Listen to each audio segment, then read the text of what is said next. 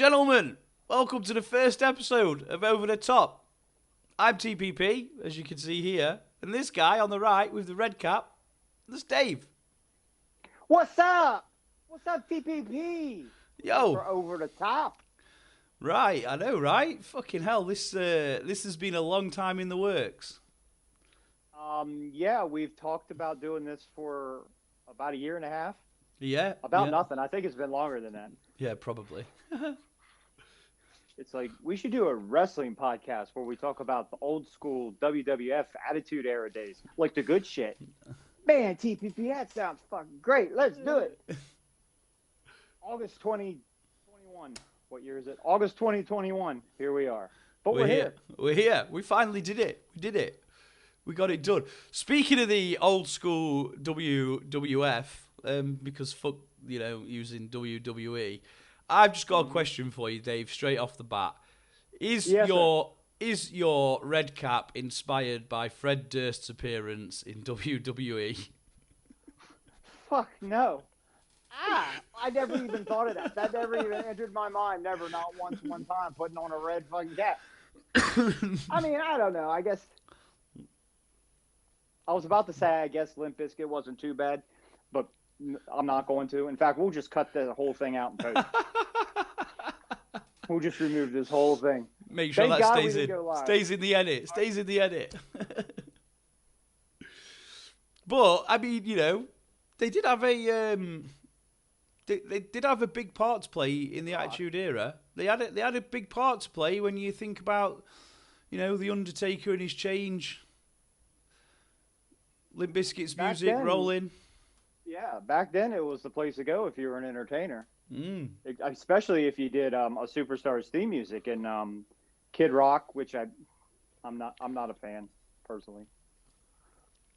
He did the first American Badass, and then Limp Bizkit did the Rollin', and then Vince got tired of paying the royalties for it, and he did the You're gonna pay. Then finally, thank God, in 2004 he went back to Dead Man.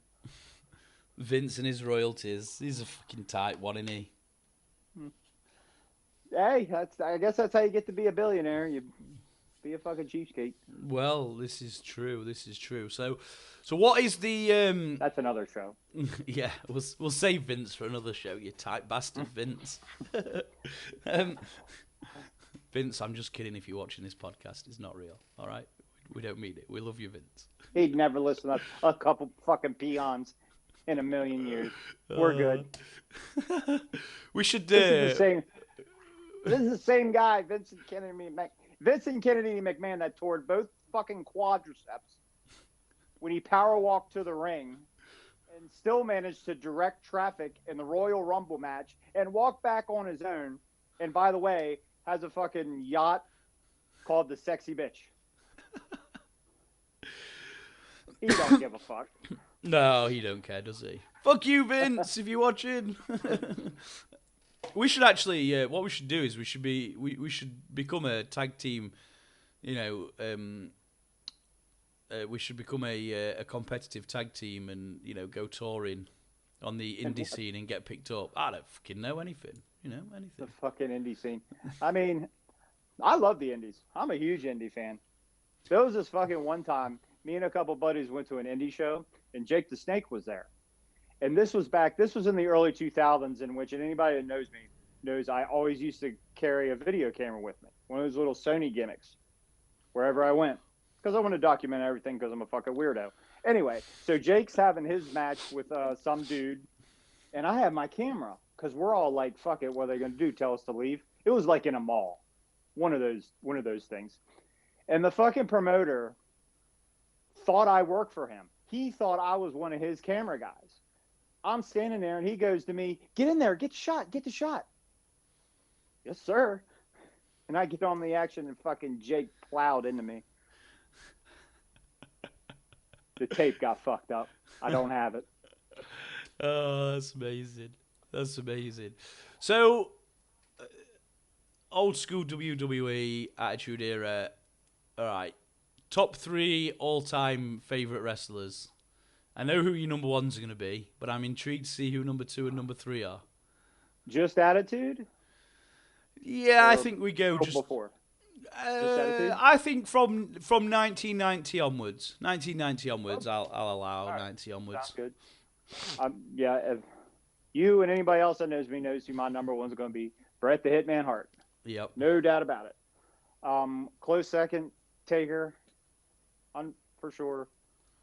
Number 3. It's almost like doing our own Mount Rushmores. Should have said 4. Okay, we'll do 4 then. Do 4. Do Okay. 4. Yeah, let's do our old school Mount Rushmore. Okay, Bret, Taker, number 3.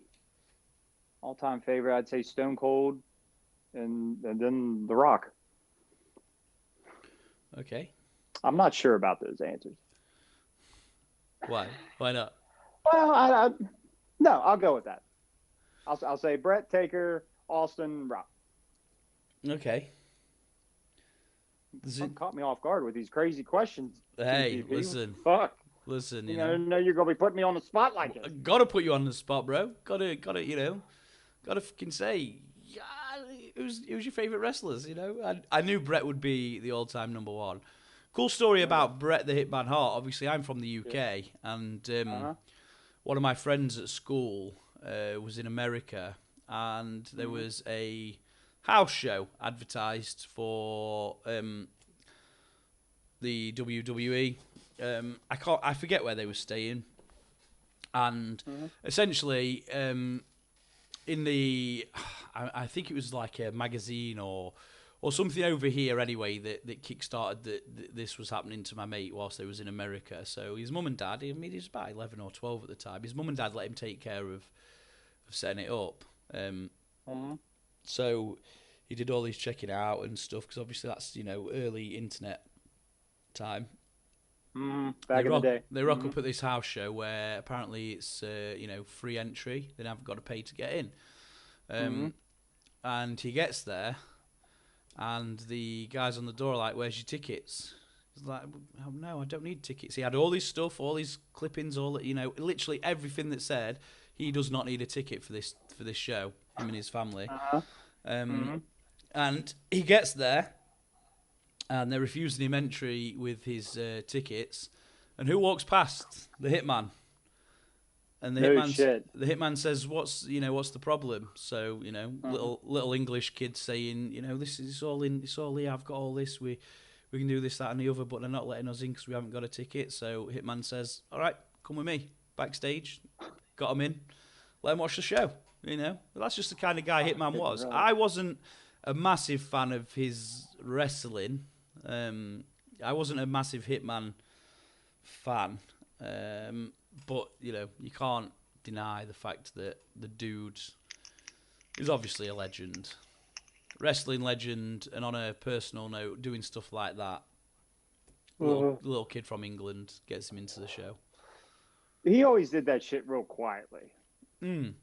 Like he didn't have like his Make-A-Wish stuff televised and get all these pictures taken and shit like that. He just did shit like that. And so did Davey Boy. Yeah, Davey Boy, hey? Good old Davey Boy died before his time, like a lot of them have. So if I was going for a top 4, 3 of my top 4 are also in your top 4 from that era. Taker, for sure.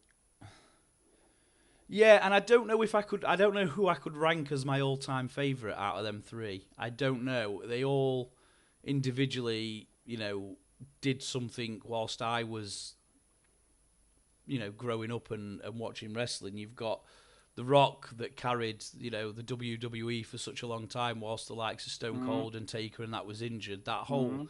I mean, what was it? Nearly a full year of the fucking, Vince reign and The Rock carrying himself. It was a long time. It was a very long time. And that was through these guys being injured. Not the fact that he'd been elevated to stardom. It was like he was in this quartet of people that was, vying for the top spot and was television week in, week out. And then during the height of the injuries, he's getting ploughed by 3 or 4 guys a week. So I do feel good for that. Stone Cold, I mean, have you ever seen an arena light up so much when that glass shatters and he starts walking down the ramp? way back when, you remember, I want to say it was the 98 Royal Rumble leading up to. Remember when he would sneak in the ring and start stunning people, start Yep. stunning the other Royal Rumble? Go back and watch the fucking tape. Go find it on YouTube. When he dove in the ring, I think it was to get Double J, the fucking arena shook. The camera was shaking. It was fucking nuts. And yeah, like you said, when the glass would break, my God. Yeah. Just absolutely unbelievable. Fucking nuts. For Stone Cold, just crazy that a guy could have so much influence. When you look at his previous characters, you would not associate his previous characters with him being the next, biggest thing in the WWF at the time. And yeah, it's like he's got talent. He can wrestle. He can work. He can talk. But geez, good Lord. His fucking great grandchildren could live off just the merch sales and royalty alone. Yeah, guys. My God, everywhere you look, there was an Austin 316 shirt, and he carried that company for a long time, though. And he was fucked up the whole time he did it. He broke his neck in 97, I think. Yeah, and then you've got the Undertaker. I mean, just a legend in his own right, and a guy of his size to be able to do the things that he's done over the years. I think he maybe dragged out his retirement a little bit too long, but I understand the chasing the dragon. I understand you want that final perfect match, and we're all going to be the same, aren't we? We're never going to stop doing something until we're happy that we've done it the way that we want to, And it's up to him. Like he's he's earned nothing that. to prove. Yeah, no, he's earned that right. He's earned that right. And like I just wanted him to be okay. Like I mean, especially the match with Shawn and the match with Brock, he kind of scared me a couple times. It's like you don't want to see a guy you grew up watching end up in a wheelchair and some shit. No, for sure, I agree. And shit's tough, man. All the hip surgeries, necks. They say that when they hit the mat, because WWF always had the hardest mat out of all of them. It's like that whiplash. Yep. That's why they all fuck their neck up. And there was lots of honourable mentions as well to go in there. Mankind, Triple H, all had their own. I was just thinking Triple H. Chris Jericho, when I look back, I say this to people all the time. So when I was growing up watching this, Chris Jericho, I thought he was the biggest fucking jackass on TV at the time. And that, now, when you look back at it, you can turn around and say, well played Jericho, because that was his persona. But I maybe didn't understand what he was doing at certain points. Like I never understood him becoming the first undisputed heavyweight champion at the time. I was like, what is this? Why have you got the two belts? But then I look back and see how much of a carry he also did in his own way. But I think making my top four, and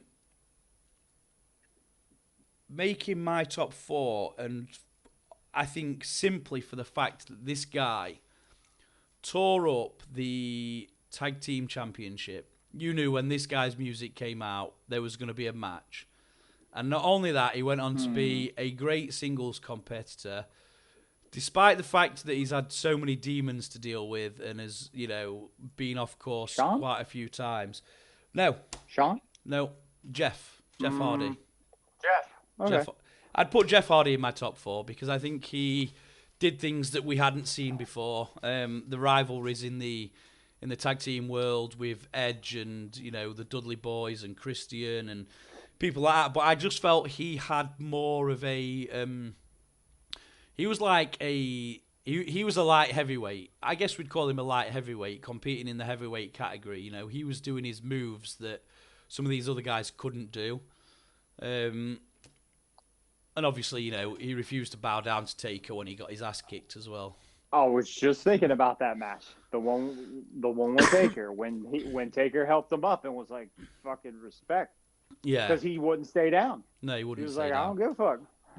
Yeah, you've just absolutely battered me. And obviously, we're not a couple of guys that sit here and think this shit's real. We know there's a script to it, but at some point, there is a breakaway where this guy's just been hammered, off that mat, and probably with the way he throws himself around and was throwing himself around, you could see why somebody like Undertaker would offer up that let's get him over a little bit more with the fans in a singles competitor role.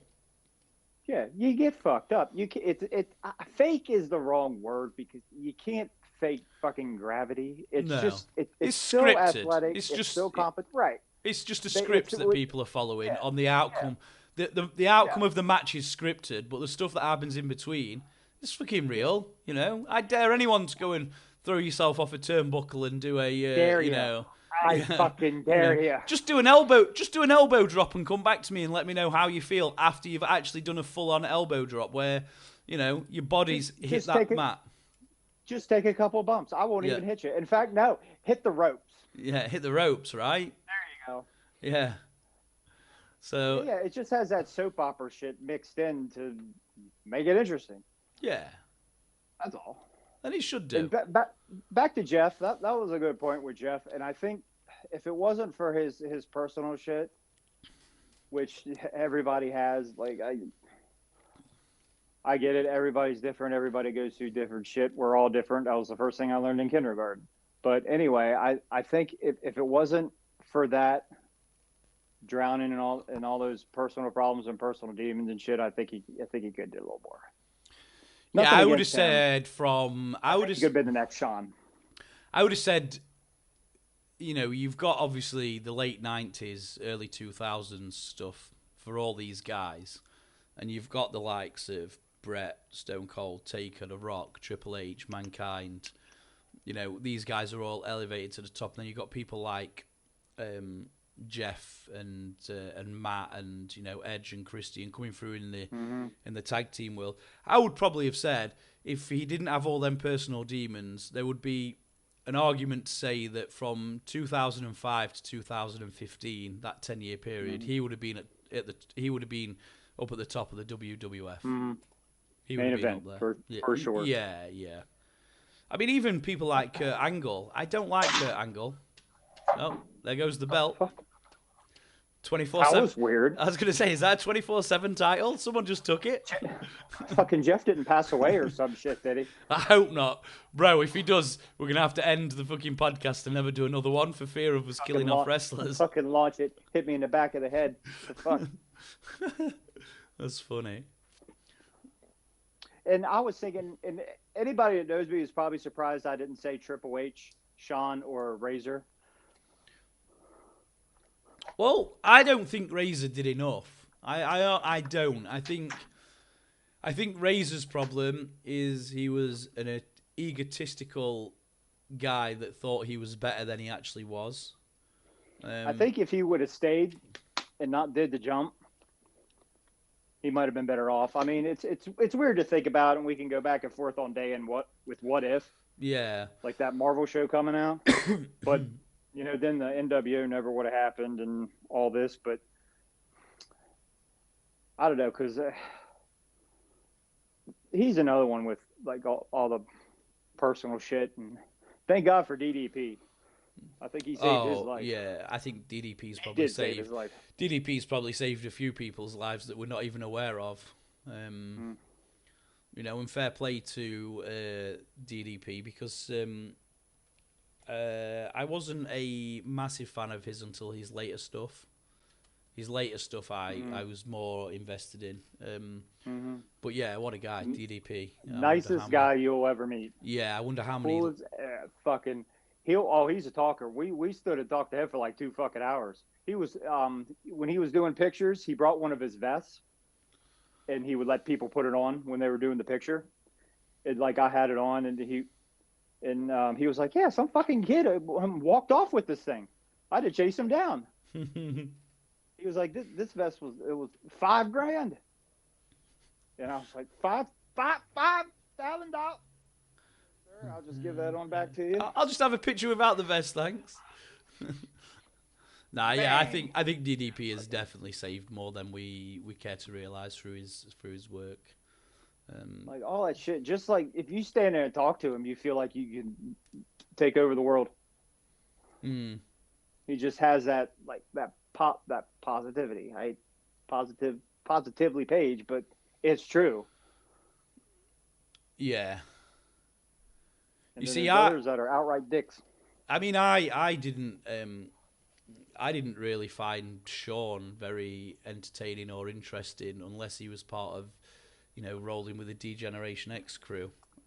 I thought his other stuff was quite bland and boring. Yeah, I think his best I thought he work was a great bad guy. I think his greatest work was with Triple H. Yeah, he was great at being the obnoxious fucking prick. And I've always said the sweet chin music, even as a Shawn Michaels fan, I hated that move because it's like, dude, I can swing a better kick than that. Like, if you look at the kick, it's like horrible. It's like a fucking white belt day one fucking kick. It's horrible. But effective. Horrible but effective. But yeah, I didn't think he was all that as a individual singles competitor. I'm not saying his wrestling ability wasn't there. I'm saying his character, his persona was far better when he was with Triple H or the D-Generation X crew. He was a million times better character at that point. Him and Bret could go. What? Another screw job? What do we make of the screw job then? All right, is this really like I listen? I'm from the UK, so we don't see wrestling for a long period of time. Even now, isn't as rammed down our throats as it is to you guys in America with the house shows and all that stuff. But here's the thing: is this like? Are you guys being done over there? Is this the greatest story ever told? Is Bret playing up his part so much that on his deathbed he's finally going to say, nah, mate, it was all a joke. I was in on the whole thing. Because he's still relevant now. 25 years after the event. Bret the Hitman Hart what is he, probably 60 years old now, maybe? Around that age? A little older. Yeah, 60, 65. He's still relevant and really relevant in the wrestling world because it's one of the most talked about things. So, forget your Stone Colds, your Triple H's, your Rocks, your Undertakers. This is one of the greatest stories ever fucking told in wrestling, and he's still relevant today because people look back. Yep, dude, I've read all the conspiracy theories, which were quite entertaining. And it's really easy to form a conspiracy theory like after the shit happened. Honestly, I think it happened as it was just a fucked up situation with a bunch of people, a promoter, Bret, another promoter, Sean, all wanted different things. And the shit just happened the way it happened. He got fucked over because Vince was scared he was going to go to WCW with the belt. That's it. Period. Yeah, but here's where I throw a little bit of a conspiracy angle. We all know Vince. Here we go. We all know Vince McMahon, right? We all know that he ain't that fucking good. No. Hey, listen. No. Let me finish what I'm going to say. Okay, go ahead. So we all know Vince McMahon, and we all know that despite what people think of him, he doesn't take any kind of shit from the wrestlers or the world. He doesn't give a fuck. He's Vince McMahon. He owns the company. He's a millionaire. Are you telling me that at the end of that fight, when Bret the Hitman Hart spits in his face and there is no reaction from Vince McMahon, that is genuine? Because that seemed very fucking scripted, because there's no way Vince McMahon walks away from that and goes into his locker room and lets Bret come in there and almost knock him out. I just can't see it. I can't see it. He's going to do a lot worse than spit on him. And it's spitting. Bret is an evil shot with a fucking loogie. Oh, I know he is, but what I'm saying is he was probably more scared that he was going to fucking kill him. I don't know. Did anything. I don't know. I just don't see it. I genuinely think when the dust is settled and when one of them three go, most likely Bret, when Bret departs this world, I think that's when the true facts of what happened there will come out. I think it's one of the closest guarded stories in the whole of wrestling history to keep this relevant. it's cool to talk about. It's fun to talk about, but I don't think any of them are that fucking good. Because there was some things about that. It was to get Bret to WCW, so he can fucking tarnish the company from within, destroy the company from within, Bret. And it was to get Bret out of there, and then to do that, get paid, and with Bret gone, we can do the attitude shit, and all this. And again, it's easy to form a conspiracy theory after the event. I just I could can't be wrong. see. I just can't see, right? I genuinely can't see that Vince McMahon would genuinely, from a revenue viewpoint, yeah, he'd be bothered about losing Bret the Hitman Hart, but leave him with the belt. Come on, just fucking buy a new belt. Just make a new belt. Just do anything, you know? Look, That would be bad. Even though Vince did it before with when fucking Ric Flair went. well, I mean, you know, By the way, CM Punk. That was a storyline. That's why I feel like this first one was a storyline. I just feel like maybe there's not as much understanding because it was the first time something like this happened, you know? It was the first time something like this had happened where it could be really and truly hyped up, you know? I remember ordering the pay-per-view, and after it was over, I think I just stared at the TV for like 5 minutes, like, what the fuck just happened? Because they cut away pretty quick. Yeah. I think I had that same feeling when Undertaker lost his streak. And I think they were just trying to draw heat for the whole thing. Remember the Bret screwed Bret thing? I think it was the next night. And he is that much of an evil creative genius to come up with the Mr. McMahon character after that happened. Like, okay, people hate me, let's roll with this. That I could see. But I think it happened as they say it did.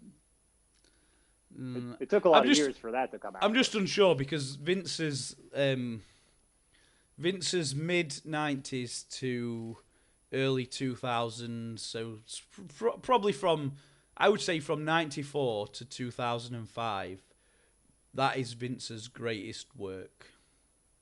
That whole... I get back to 92. I'd say 92. Okay, yeah, okay. Even 91.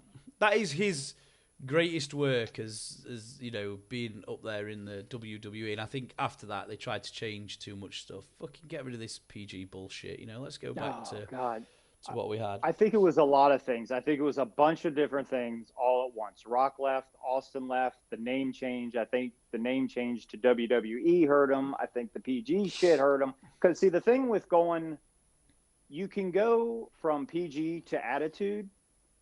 You can go from PG to Jerry Springer shit. You can't do it the other way. You can't go PG Springer and then back to PG. No, you can't. You can't. That's the thing. You kind of you'll be very successful, which they were, but you're gonna box yourself into a corner. And then they were trying to shove like so many people. Like, this is the next guy. This is the next guy. This is the next guy. This is the next. You know, there was none of them. Like Heidenreich, and for some reason Heidenreich's the only one I can think of off the top of my head. But they tried to push so many people. And the promos, Triple H, even though he's one of my favorites, I hate his fucking 25 minute in-ring promos. They never used to do that. They wouldn't talk. They wouldn't be in there for any more than 2 minutes. No.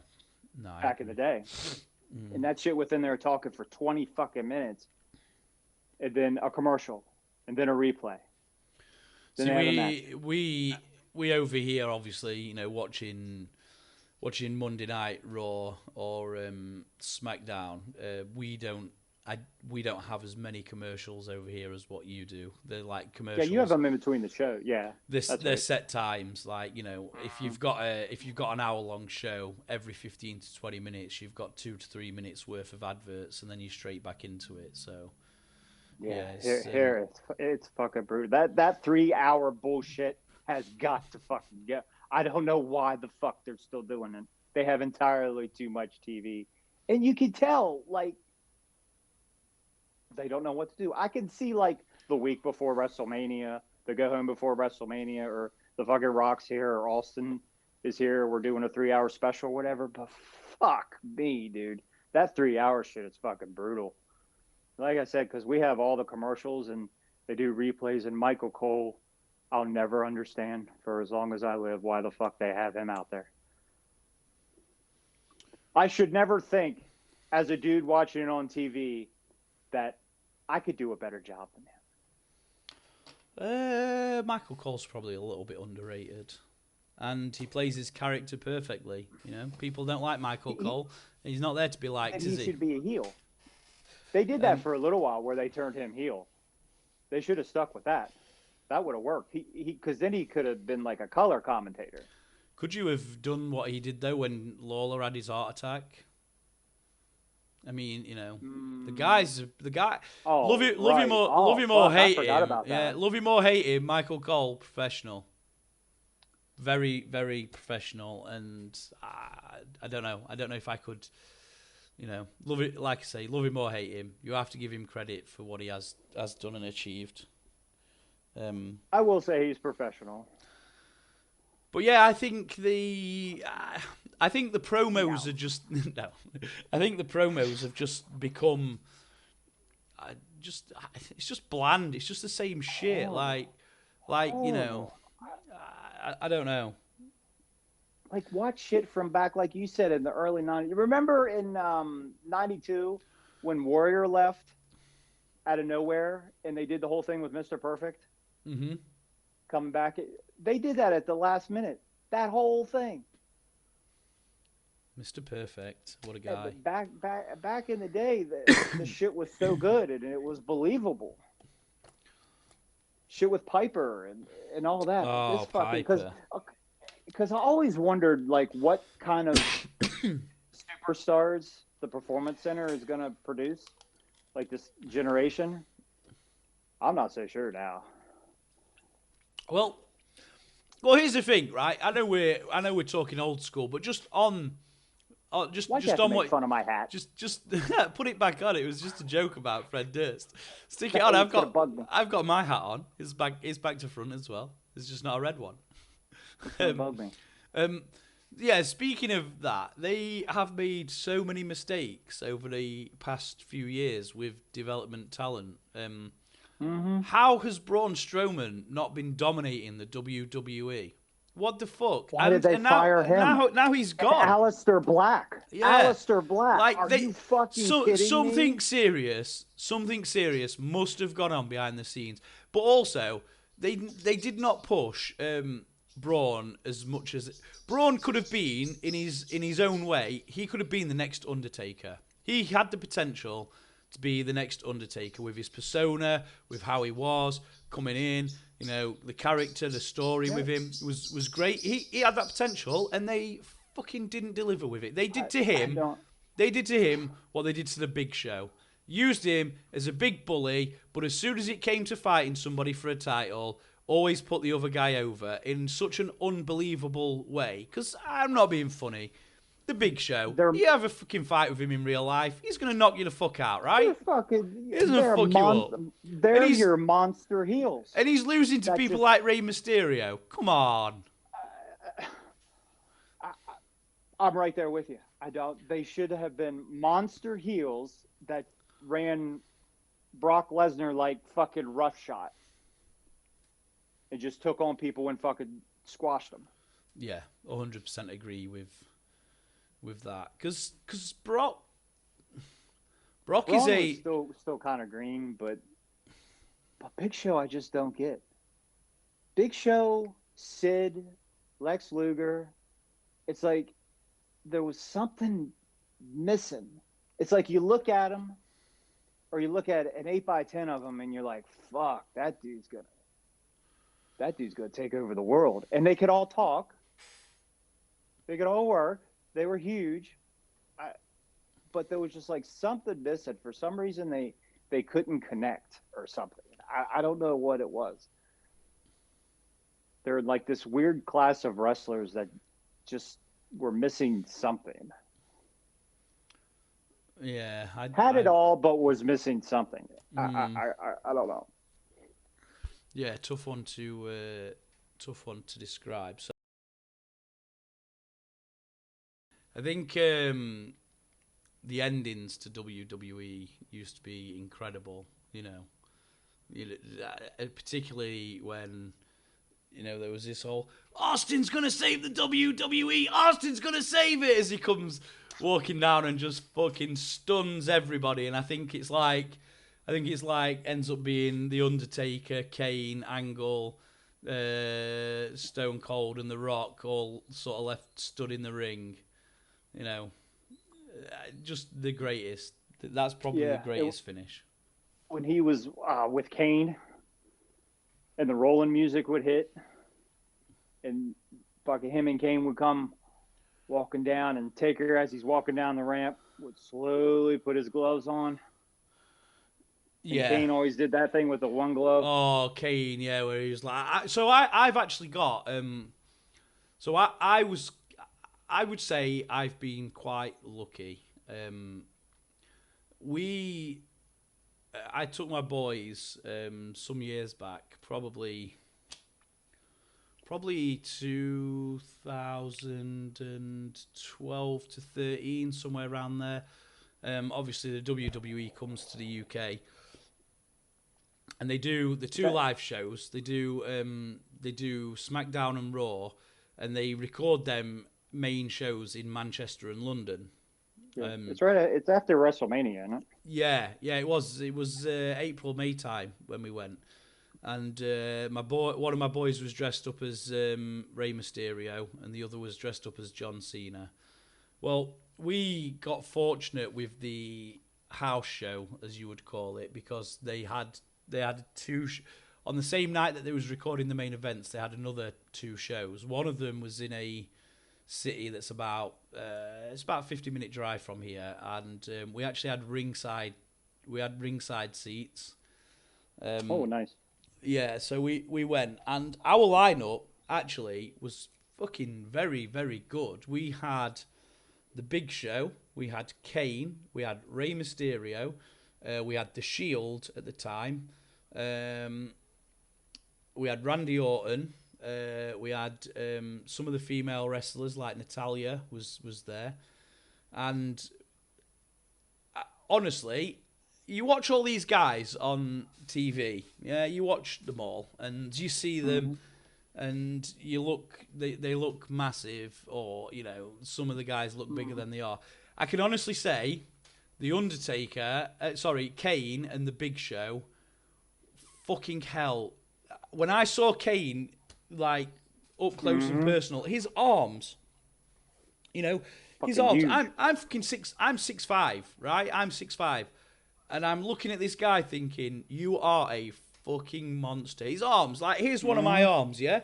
That's one of Kane's arms, yeah. Two of his arms, my both arms are one of his. I was like, this guy is a fucking beast. Well, anyway, right. So we've took the children. And do you remember when Brad Maddox was the general manager? Yeah. So Brad Maddox was there as well. Now Kane was in a steel cage match and he lost his match. And Brad Maddox. Who'd he fight? I forget who he was fighting at the time. I mean, it's a long time ago. It was a house show, so it was a nothing. No title on the line or anything. I forget who he lost to. Anyway. Brad Maddox comes down to the ring, and everyone's a little bit confused why. So, imagine me. I've got my two sons next to me and my dad. We're ringside. And the boys have got the belts, they've got the belts and everything. And behind me is a row of guys. All guys, no kids, no misses, all around the age of around 25, right? So yeah, Brad Maddox. I know where this is going. Brad Maddox walks down to the ring. I mean, bear in mind, these guys have been saying to my boys, "Can we borrow your belts so they can have pictures and stuff?" Just a proper lads' night out for a laugh. So Brad Maddox comes down to the ring, and you can't really hear much. There's not really much going off. So cue TPP Games. stands up on his chair in the arena and starts chanting, "Chokeslam Maddox," right? And I'm on my own at this point. The fucking crowd is silent, and I'm shouting, "Chokeslam Maddox! Chokeslam Maddox!" These guys behind me, yeah, you've got the clap. These guys behind me get up on their seats and start joining in. And before you know it, there's about 40,000 people in the arena all chanting "Chokeslam Maddox." Kane picks him up with a chokeslam, fucking done. Fucking Oh, awesome. man. And obviously the boys was there, and, and what else there was, I forget the other, I basically had 2 chants going that night when it was really quiet, and I still stand by the fact that if these guys, with no children, no missuses, just fucking themselves and some beer, was not sat behind me, it probably wouldn't have gone as well. These guys got involved, and yeah, what a good show. But Kane and the Big Show, monsters. It's fucking insane. Big Show, especially. And I'm actually pleased. I'm actually pleased that we got to see the Shield in action before they broke up, because what a 3 they were. What a very good trio of, watching them, how they conducted themselves with each other. It was actually really good. I'm glad to see. I'm pleased that we got to see the 3 wrestle together before, the whole fucking Triple H and the backstab story. There's always a plan B. There's always a plan B. Yeah. But there's nothing like going to see it live. It's totally different when you go see it live. Oh, my dad was like, "Oh yeah, yeah, we'll go and watch them and that." And he actually, was he was enjoying himself. Right, he'll never probably admit it. He was enjoying himself, and I have to say, I've been to a lot of things. I've been to a lot of sporting events because I love sport. But the atmosphere inside there was far greater than any other atmosphere that I've experienced. I don't know why.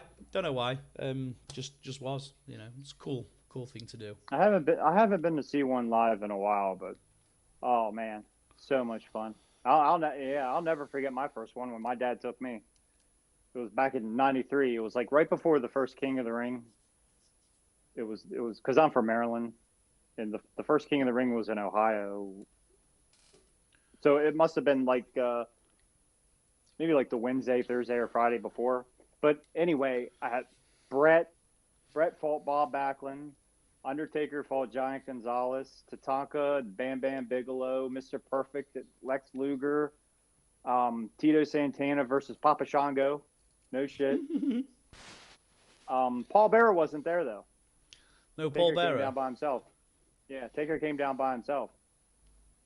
They always used to experiment like that because I think it was later that year that they separated those two, and Taker came out by himself. But anyway, and then a friend of mine came with us, and he was a huge Undertaker fan. Like when we would watch him wrestle on TV, he'd have to get a pillow and hold it because he fucking get like this when Taker would do the hair thing. Mm-hmm. That's funny. We had a. Do you remember the Dreamcast? Oh, yeah. Right. So my mate had a Dreamcast. I had one as well, but we used to go to his house after school and play wrestling, and I'd always fuck around and be a different wrestler and stuff, and we'd play loads of matches. Never lost a match when I picked the Undertaker or the Rock. I picked them 2 characters. Never lost a match against him. I lost fucking tons of matches playing as other characters, but for some reason them 2 just didn't lose. That's your boy. But yeah, it's weird, isn't it? How you end up with these little things like your mate with the pillow, and me picking these 2 characters and never losing against him. Funny. Yeah. Then later in the Attitude Era, when you would go to a Raw and that fucking first do you remember that little they show the WWF logo at the beginning of the show? People would start going nuts. Then the pyro would hit. And this was back in the Raw as War days when they did those big fuckers that came across the fucking arena and where the Titantron was, and boom. Oh man, so much fun. I miss those days. They tell Yeah. you at the beginning, before the show started, like, this shit's going to be really loud. If you are sensitive, cover your ears. And it was like they would blast the theme music. Yeah, I get. One time a microphone broke. I tried to get the lady to give it to me. She didn't. No. No, well, you've got to try, right? You've got to try. Then chase them down after the show when they're leaving. Yeah. Well, this is the thing. So I would have happily took the kids, but it was getting quite late, and I'd spotted where the buses were parked, where the WWE buses were, and I really wanted to take them there.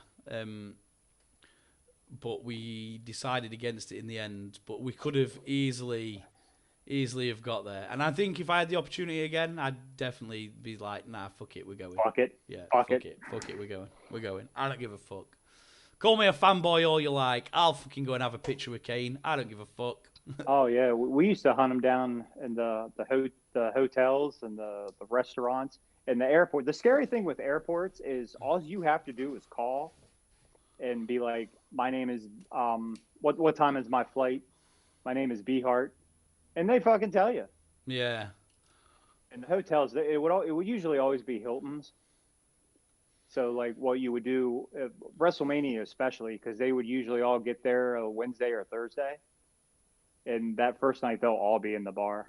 They were that one night. I got drunk with Eric Bischoff that one night. Did you? It was fun. And Billy Gunn and Stone Cold almost got into a fight. Oh shit. And that was Big Show walked in, and like you were saying, Jesus fucking Christ, because he's just so a monster, tall, isn't he? Yeah, just a fucking absolute monster. See, I wouldn't. I personally wouldn't necessarily try and bother them at the airports or hotels or stuff. I think, try and give them a bit of privacy. But I think if they're at an arena, they're performing, so it should be expected that fans are going to want to interact at some point, whether it's before the show or after the show. They're going to go looking. And if you're in a bar and they all turn up in a bar, yeah, fucking, go and say, give me a picture or something. But yeah, I try. You'll learn who's cool and who's not. Yeah. Real quick. It usually, I was always taught, don't bother them when they're working out, when they're eating, or if they're with their family. And I think that's fair enough. That was always the rule. And because Flair was never a dick, but he would just say, hey guys, it's family time. And that would kind of be it. And you just respect that and move on. Yeah, I think that's. But most of them, if you ask for a picture, and like I said, a lot of them will just come up and start talking to you. Like Tommy Dreamer we were feeding the ducks bread outside the arena, and Jeff Hardy and R-Truth came out and asked us if we had any pot. We didn't. He thought we looked like pot dealers for some Jeff reason. Hardy, fucking hell. Yeah, they chain smoked. Because they kept walking outside in the back of the arena. And it was just, it was me and two of my friends. So it was just, just those couple people. It wasn't like they were getting mobbed. They came out every 5 minutes for a fucking cigarette. So we just be out there fucking bullshitting.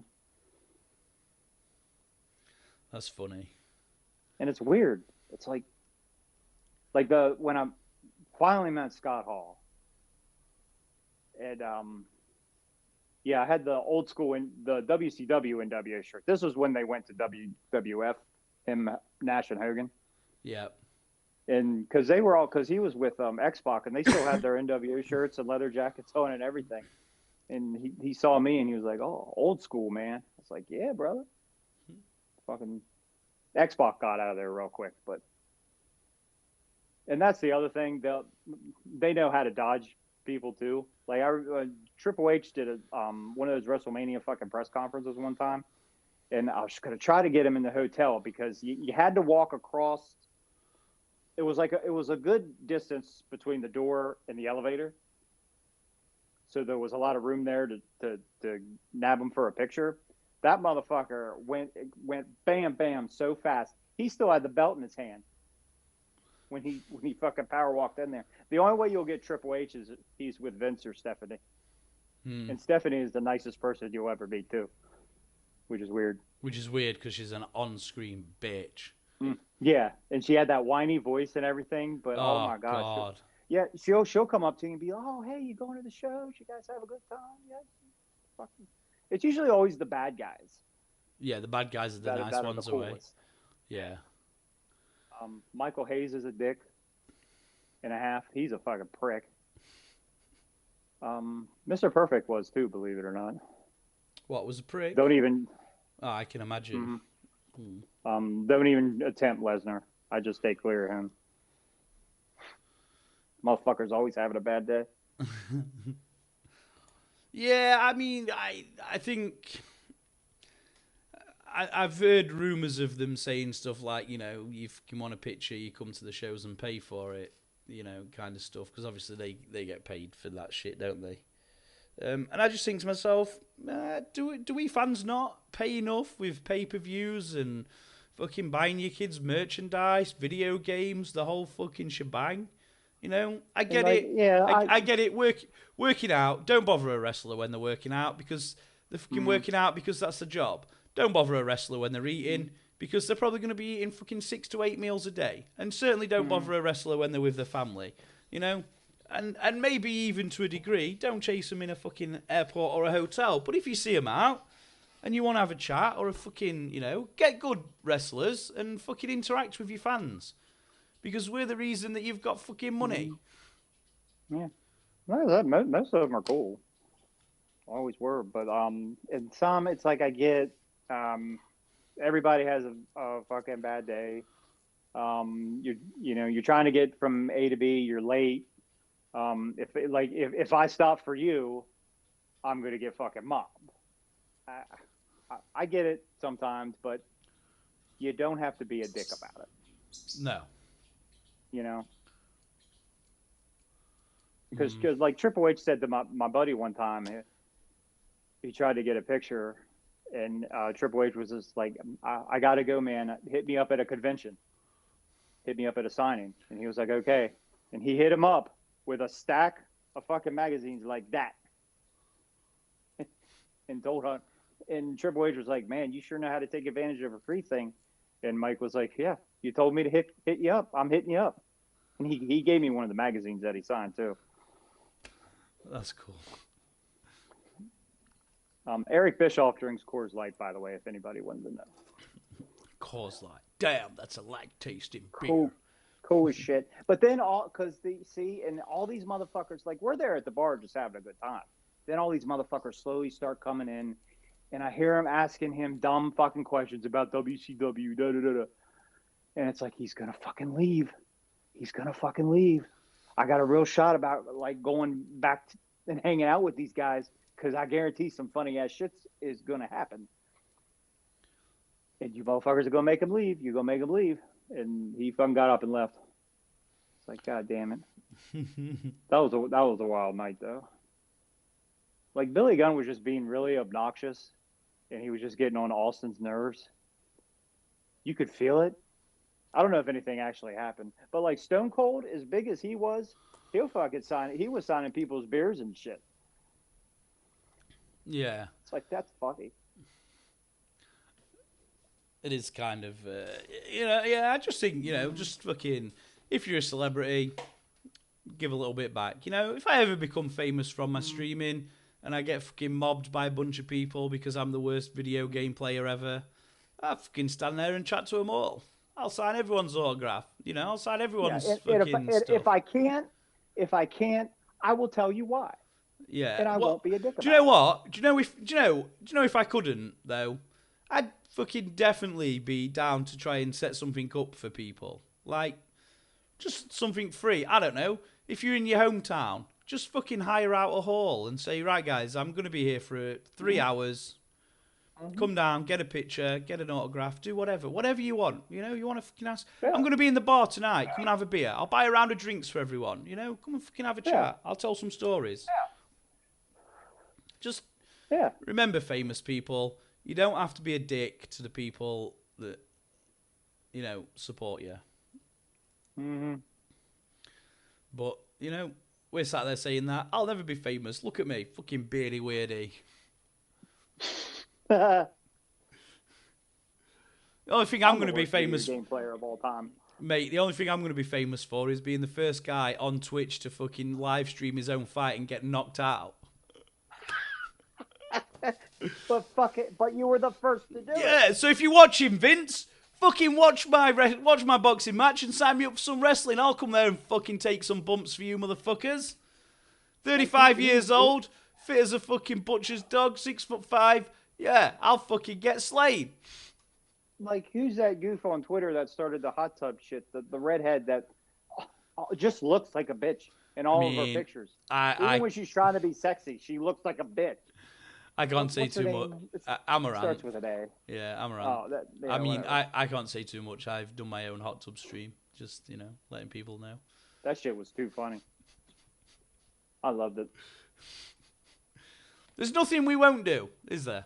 There's nothing that we won't really do. I mean, sat there saying too funny. I do recall Delicious Dave. I fucking took the time to write a whole backstory, where Delicious Dave was from, how he got to America, who the fuck does that? Yeah, you're actually putting thought into your content creation and trying to give people a backstory. And here's me, down to the local fucking supermarket, buy a kid's pool for $10, blow it up, put it in my room, fill it with water, sit in it, and fucking there you go, hot tub stream. All right, we're live. What do y'all want to do? Yeah, what do you want to do? You want to see me twerk? Had the most viewers I ever had, and it was a horrible stream. It was terrible. It was just, I just winged it, and it had that fucking icon, that fucking thing in the middle of the screen, which I've since fixed, by the way. But I still had the most viewers and the most fucking engagement in the chat I've ever had. Listen, hey, I've got a question. For you, Dave. On the as we're coming towards the end, I've got a question for you on the content creation. Will we see my good friend Tony, the life coach, appear sometime soon? Yes. God, yes. You know what? We might do that today too. Because In fact, wait. Wanted to do Wait. Just for the purposes of the video, guys. Just for the purposes of today's video, if you're watching this somewhere, let me make your day. You can thank me later.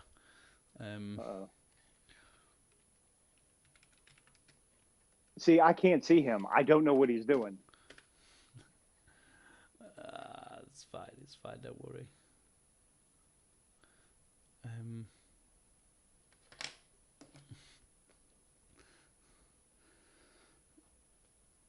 1 second. Bear with me, Dave. This will all be worth it. Oh, I know why. Because I was waiting to get a green screen because I was gonna do the Tony Mason thing in front of a green screen, and for every episode have like a different life quote, like some shit from Gandhi or something in the background. Like, I put all these thought into these characters. I don't know. If it's a waste of time, fuck it. I have fun doing it. Never a waste of time. Like I said, we don't care. We don't give a fuck. I think it's at some point in your 30s, kids, that you'll just quit giving a fuck. You just won't care. Okay, guys. Okay. Let me... As I try to fix my hair.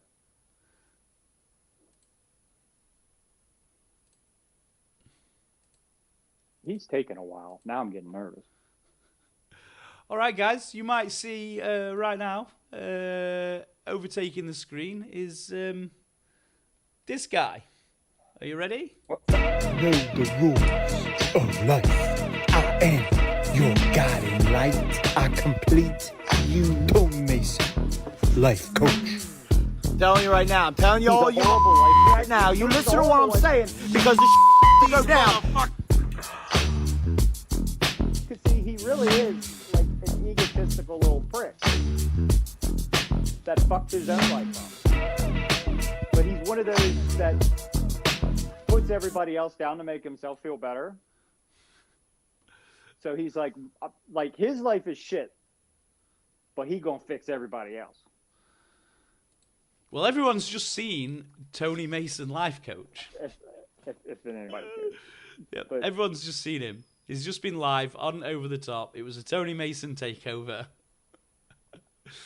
Like, I don't know how light. Know the rules. how obnoxious I want to get.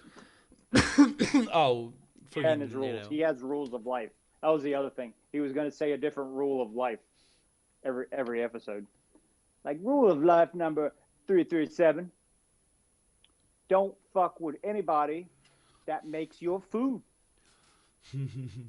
Like shit like that, you know. Yeah, it's funny. It's funny. I need to come up with a new one because I've removed Time Traveller. Sebastian is no longer around, so I need to come up with a new. I need to essentially put this to good use. Oh fuck! You can't see it, so you'll see it when we're on the when I send you the VOD.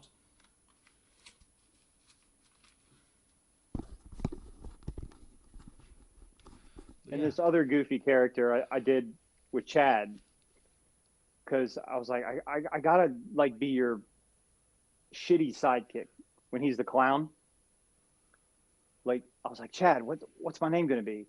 And he just off the top of his head goes, Popcorn.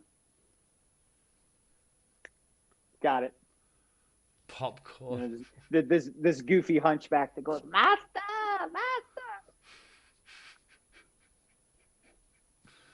Like, I like doing shit like that. Oh, I fucking do stupid shit all the time, you know. What I'm doing right now, I can't wait for you to see it. Are we on Discord? We're not on Discord now. Where are we? Where am I? Oh, Tony was on TikTok, wasn't he? Oh, yeah. Yeah, Tony's on TikTok.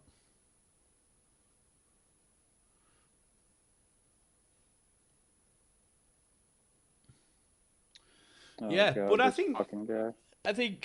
what plugs have you got for me, Dave? What's coming? What we got? What's going on? Well, we got an all new YouTube channel. Right. Long story short, we got a new YouTube channel. We will provide the link for our new channel. We're slowly but surely rebuilding. On the bright side of things, new content will be added daily to the channel. We're still doing Psychodistic TV, which is our take on MST 3K, the old Mystery Science Theater 3000 show, where we watch old movies and TV shows that we've never seen before. So you get the real reaction, the real what the fuck moments. Shows like Bigfoot and Wild Boy, The Rookies, Small Wonder. Coming up will be Attack of the Killer Donuts. What more do you say?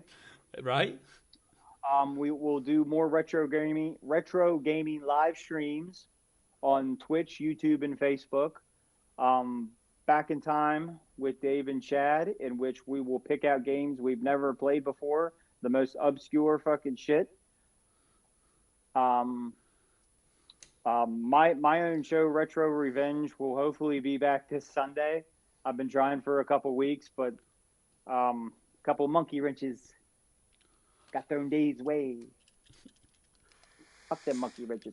And Tony Mason will be making an appearance very soon. Delicious Dave. What'd you say those baby pools were $10? Yeah. Maybe I'll order one from Walmart after we get done here. Then Delicious Dave can show up. While it's still summertime, you know. I'll do a stream outside. I'll do it right there in the fucking basketball court. You put bad ideas in my head, TPP. You gotta stop that.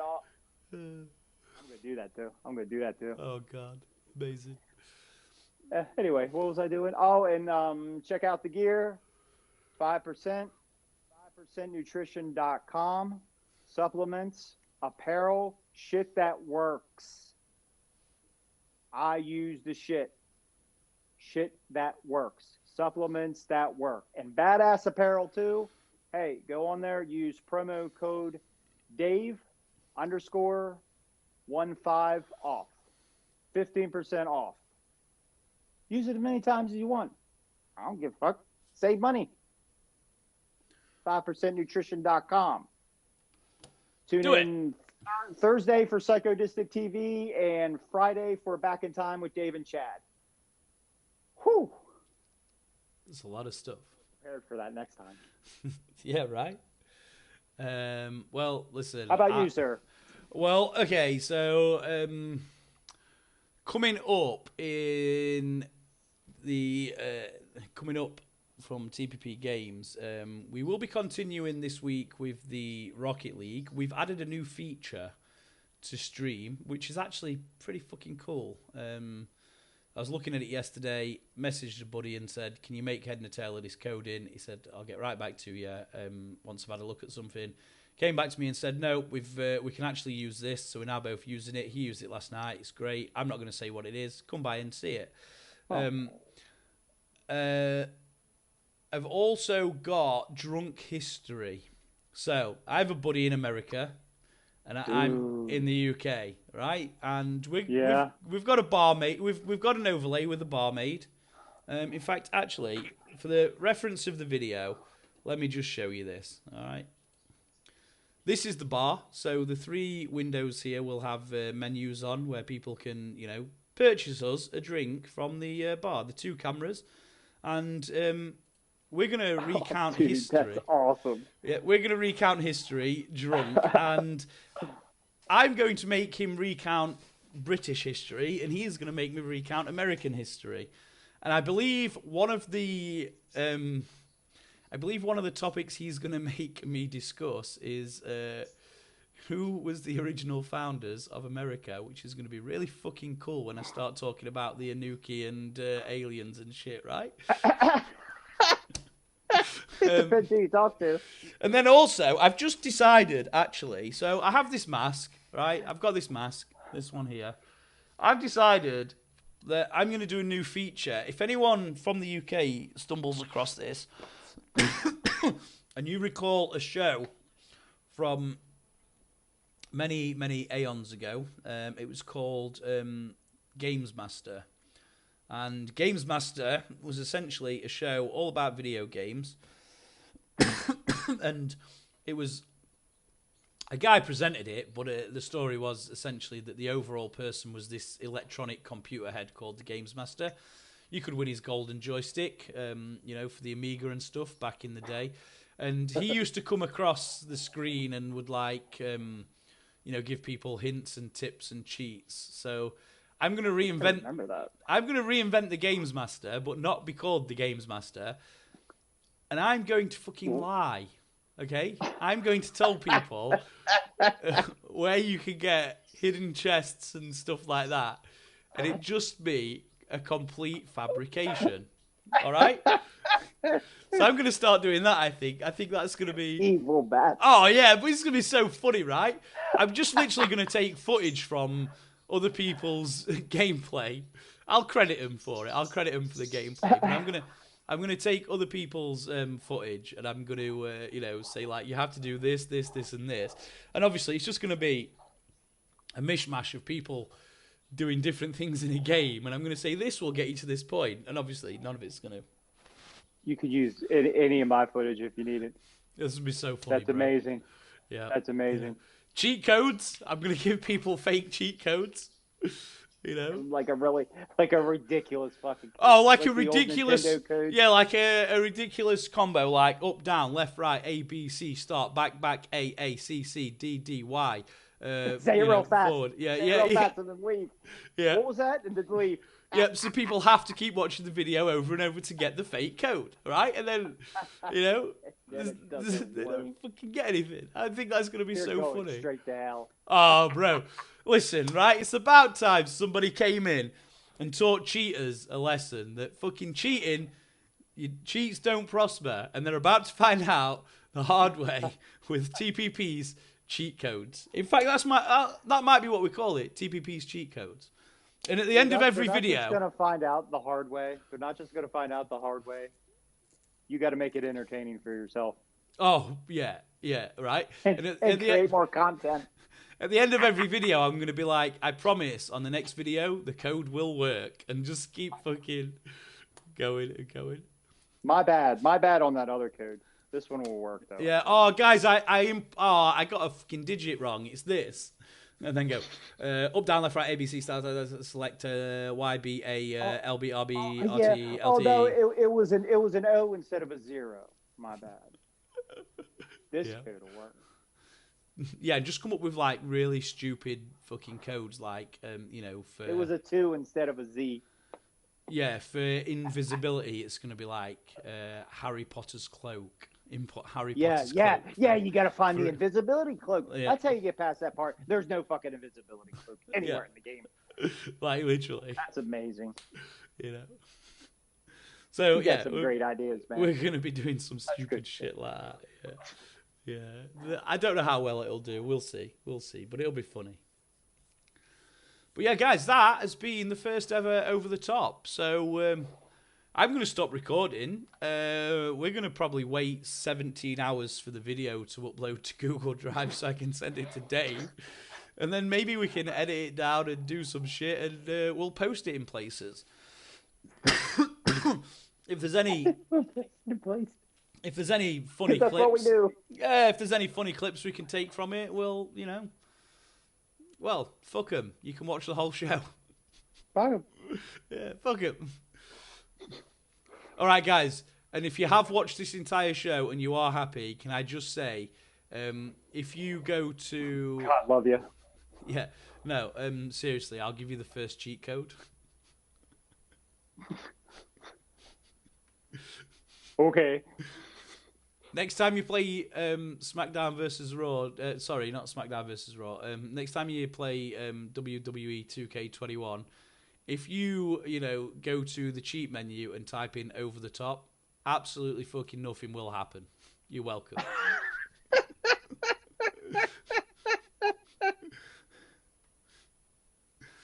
You weren't lying. Yeah, you're welcome. You're welcome. It's a cheat code. It's hidden. All right, no one knows about it. But, Thank you, Bush. Let's do this again sometime. All right, yeah, what, 2022, episode 2?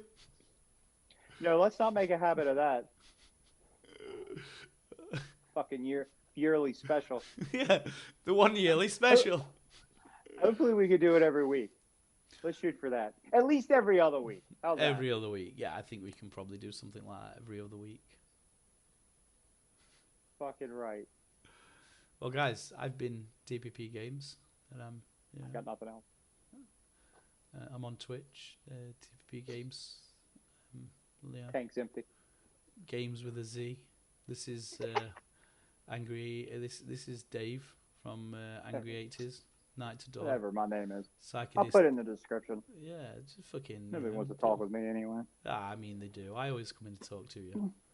I'm waiting to watch you play Final Fantasy X next. That's what I want to see. Some Final Fantasy X from Dave. Ooh.